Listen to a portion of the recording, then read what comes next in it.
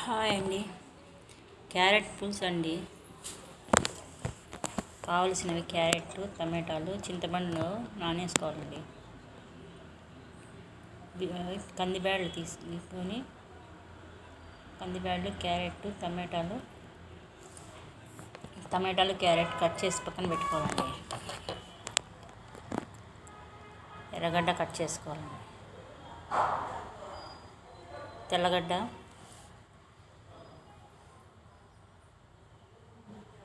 అన్నీ కందిబ్యాళ్ళు, ఎర్రగడ్డ, టమాటాలు, చింతపండు అంతా ఒక దాంట్లో వేసుకోవాలండి. కారపొడి, క్యారెట్,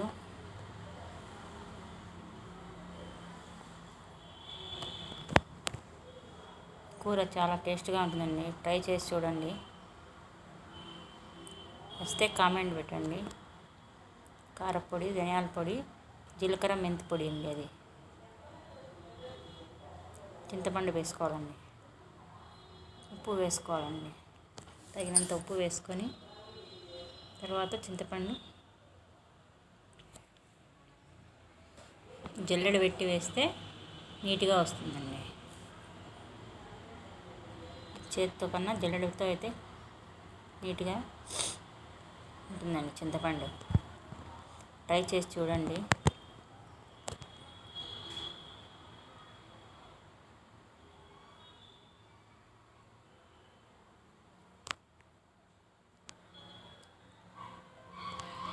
తర్వాత కడాయి పెట్టుకోవాలండి.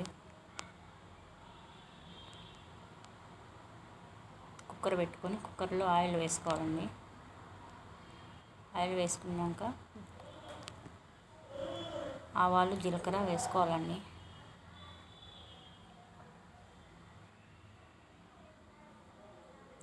తర్వాత తెల్లగడ్డ వేసుకోవాలండి. తెల్లగడ్డ వేసుకొని దోరగా వేగిన తర్వాత తెల్లగడ్డ, కరివేపాకు వేసుకోవాలండి. కరివేపాకు వేసుకున్న తర్వాత మనం అన్నీ టమాటాలు, క్యారెట్, చింతపండు అంతా కలిపి పెట్టుకునేటివి దాంట్లో వేసుకొని తగినన్ని నీళ్లు పోసుకొని తిరగబాత వేసిన తర్వాత మూత పెడితే ఆవిరంతా బయటికి పోకుండా ఉంటుందండి.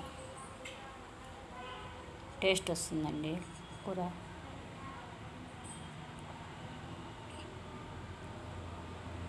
4 విజిల్లు వేసుకోవాలండి.